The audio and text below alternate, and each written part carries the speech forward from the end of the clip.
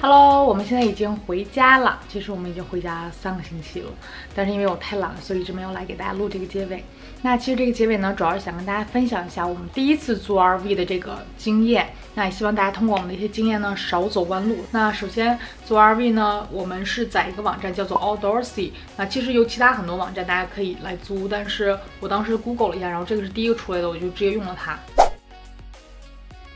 那其实要是租 RV 的话，基本上你要先走四个步骤。那第一个步骤呢，就是你要先确定你是几号到几号要出去游玩，因为如果你要是赶上就是这边美国的节假日的话，其实也是 RV 也是很紧俏的。第二个就是你要确定你要去哪个位置去玩，你可以去 RV 的那种 RV site， 就是都是 RV 停在那里可以游玩的，周围有小孩的一些设施啊，小的一些 park 呀或景点，或者你可以去像国家公园这种大的一些景点，那你就需要去官网上查，然后这个地方是不是那个 campground 是不是开放的，然后再加上它就是允许多大的 RV， 就是它的长度 RV 的长度。然后第三个就是确定你们出行的人数，比如说你是4个人啊、6个人啊、8个人啊、10个人、12个人，就是根据你的这个人的多少，然后来确定这个 RV 的大小。那最后呢，就是 RV 的型号。那 RV 型号呢，它有 Class A、Class B、Class C， 就等等等等。就是 Class A 呢是最大的，就是一般是比如说你8个人或10个人以上的话，会尽量租这种像 bus 一样的 Class A 的车。但如果你是6或8个人出行的话，你就可以选择 Class B 或 Class C，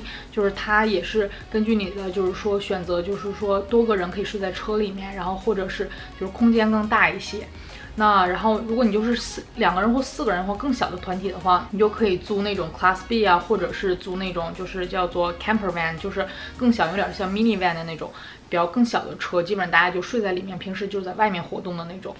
所以我觉得根据大家的需求吧，然后来选择这个不同型号。如果就是你家有卡车的话，你也可以选择租那种 trailer， 就是可以带着那个就是说后面拖这个尾巴一样，可以到处拉，就是可以到处去玩。那我们这次因为我们家没有 truck， 然后再加上我就觉得只要是小型便利一点是最好的，因为我担心我老公开车嘛，所以我们就租了那个 Class B 的车。但实际上如果你要更大空间的话，你可以租 Class C， 它就车的话就是空间会更大一些。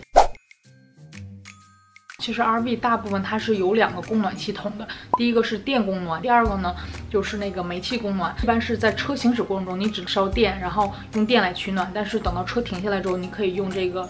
烧燃气然后来供暖。然后同时燃气供暖的话，可以就是使用更大电功率的那种就是电产品，比如说像烧水壶啊，或者是用煤气做饭啊。RV 里面也有分就是 black water、gray water 还有 fresh water 这3个。就是 black water 就是人就是使用的时候一些排的粪便啊，还有尿液啊，这些就是废水。然后包括 gray water 一般指的就是那种生活的废水，比如说你像洗菜呀、洗手啊之后的那个废水。然后最后是 fresh water， 就是我们可以喝用的水。就是在你做完 RV 之后，你要跟你的这个 RV 的 owner 要去沟通，到底这些东西需不需要去加，需不需要去排，但大部分应该都是需要你自己去排掉的。然后至于要不要就把 fresh water refill 啊、装满啊什么的，这个你也需要跟你的 owner 去沟通。然后我们这次花销的话，一共是花了3500块钱，其中这些钱是包括就是我们是250块钱的每一天的租 RV 的这个钱，然后还有包括管理费。管理费其实就是这个网站上，如果你有任何的 emergency 就可以联系他们，但是实际上我们发现其实这个超级不实用，因为你如果要是去到一些深山老林里面，像我们这次去那个 National Park 完全没有信号，你就是根本无法跟他们去取得联系和沟通，所以就是他们会收这个管理费，然后再有清洁费，就是清洁的这个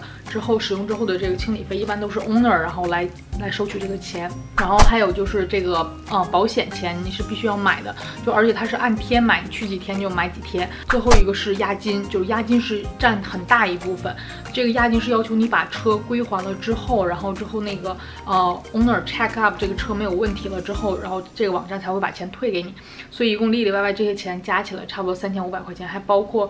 一些就是之后我们还要排那个 black water、gray water， 还有加各种就是所有东西要 refill 的这个价钱。总体来说就是到底这个性价比合不合适呢？那我通过3个方面来跟大家分析，就是第一个舒适，第二个是实用，第三个是利用率。那舒适的话，我这次给了3颗星。为什么给3颗星呢？先来说，就是说我刚开始的时候感觉这个就是还算很舒适的，因为它东西很齐全，有冰箱啊，有就是洗手池啊，然后有煤气啊，可以给宝宝做辅食啊，然后包括它的床垫啊，都还是就是很舒适的。然后里面就是麻雀虽小五脏俱全，就是它其实还可以淋浴，但是我们因为为了节省水就没有用，所以它这个舒适的感觉的话，就像一个小小的一个胶囊的这种就公寓一样，就很小，但是它东西都有。然后我们这个 owner 也非常好，他什么东西都很多东西都提供了，比如说小到那个牙签儿，然后大到那种就是床罩的这个套，他都准备了。然后其中还有什么各种调料啊，什么消毒的东西啊，然后所有东西他都准备，连垃圾袋都准备了，就觉得还是挺温馨的。而且我们租的这个车呢，它是2021款的，就是很新，所以里面也很干净。因为我考虑到有小孩儿，然后同时也考虑到就是这个 COVID-19， 所以我就还是很在意它这个干净程度的。所以如果你要是很希望很干净的车，然后又很整洁的话，或者是更舒适，我就建议大家就是尽量去租那个年头越新的车，就比较好一些。当然你也要去看具体的，每个车也有不同。然后呢，舒适度的话，我给3颗星，主要是因为我感觉用起来还是舒适度还是有的，但是也有很多不满意的地方，比如说它空间比较小。就是你经常要是，比如说转身从冰箱拿东西，然后转身就开始做饭，就是它完全就转动的身体，就是很小很挤，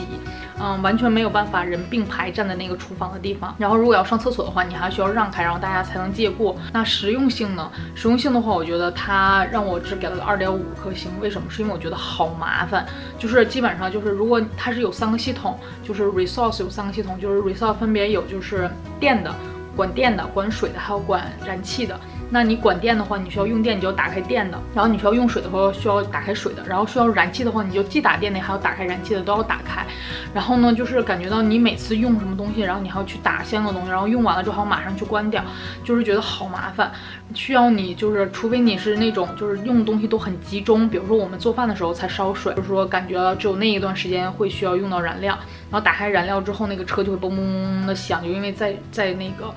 产电或者产燃气它在用嘛，然后它就一直在有发动机响的声音。因为第一次去嘛，就是好担心，就是这个燃料 resource 都用光，就水我们也是非常的节省，然后那个用就是后来我们基本就不用那个就是车里面的水去洗蔬菜，都上河边用冰凉的水来洗菜啊，就是感觉到它东西都可以用，但是呢你又因为种种原因就是又不能用的淋漓尽致的感觉，就是很难受。但是如果你要是把车停在那种 RV site 的话，可能他们有足够的电哈，足够的能源的话，可能会相对于好很多。但是我们第一次就选择了就是直接到我们想去的景点然后去玩，但是那个地方又没有提供很多的 utilities， 没有提供很多的电啊其他的东西，所以就显得很用东西用的很拮据，然后自然就降低了一些使用感受。第三个呢就是利用率。那利用率的话，其实我们这次为什么做 RV 还有一点就是除了照顾小朋友以外，还有一点就是因为我们觉得 RV 是可以1年4季的可以到处跑嘛，但是实际上等我们租了才发现，就是真的不是那样的。就是说你 RV 停下来之后，基本上你就是如果你没有一个便携的车的话，基本就只能在那个 RV 周围去玩。我们当时第2天去的时候，那天是下雪，然后我们在里面，就是如果要是没有这些天气的原因的话，其实它的利用率是比较低的。但是因为我们这次出行是因为赶上天气不好，再加上赶上有小朋友，所以就是导致它的利用率变高了。所以这次利用率我还是给到了4颗星。以上这3点我结合起来，我的感受就是这次我觉得性价比不是非常高，3500块钱，我觉得就是这3天并没有让我感觉到特别的舒适，然后觉得特别的玩起来特别自在。就是视频里面显现的特别美好，但实际上我们当时现实的时候，第2天上午就是第一天晚上冻得瑟瑟发抖，因为我当时第一天晚上比较傻，我大女儿和我老公都睡在睡袋里面，然后我当时选择，因为我晚上要喂奶，所以我选择就是跟我的2女儿睡在毛毯里面，结果发现毛毯到晚上真的无法御寒，就是车内车外感觉好像是同一个温度，然后因为暖气又没有打，其实为什么没有暖气没打，是因为打了之后真的很吵，如果要是打电暖气的话，我们又怕 gas 烧光了的话，我们又没有办法开车回去，所以就是很纠结，处在一个就是很尴尬的一个状态。所以我们就是只能选择就晚上不开暖气，然后穿的暖和。后来第2天晚上我就学乖了，我也睡在睡袋里面，然后只有在喂奶的时候才会出来。